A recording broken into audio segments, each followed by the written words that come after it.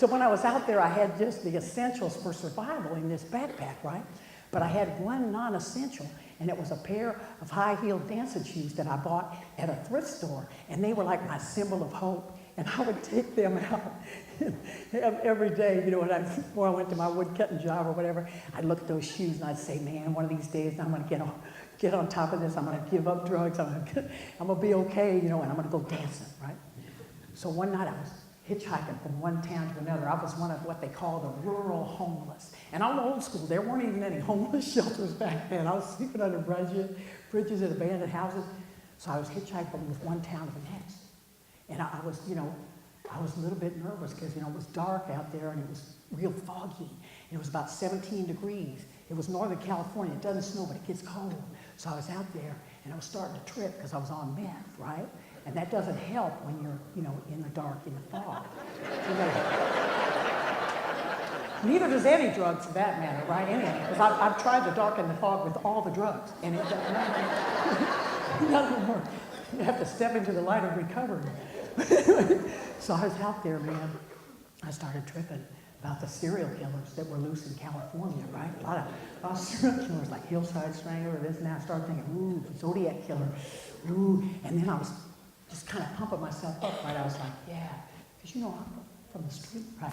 So I was like, hey, man, Zodiac Killer, he's probably really old by now. I think I can take it. You know, I was trying to reassure myself. Then this car comes by. I thought, man, it's the first car that night. I thought, man, I'm just going to get out in front of it. So I got out in front of the car and I was like this. This guy stopped and he gave me a ride. And he had like blue eyes and tousled hair. He's this really sweet guy.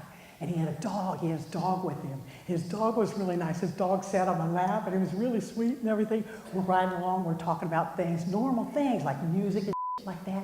And I was thinking, hey, this is a guy I could date. And then I thought, get a hold of yourself, woman. You're homeless, you're a drug addict, you're trash. Right? But I got to tell you something.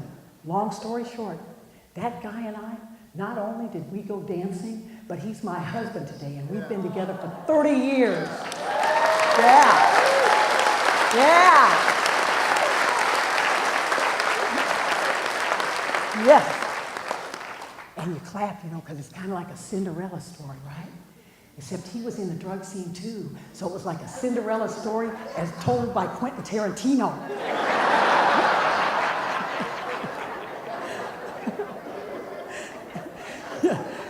But I wanted to tell you that story because especially if you're a newcomer, you have all the wonders of recovery to look forward to. And it's just a beautiful thing. And don't ever tell yourself that you are not lovable.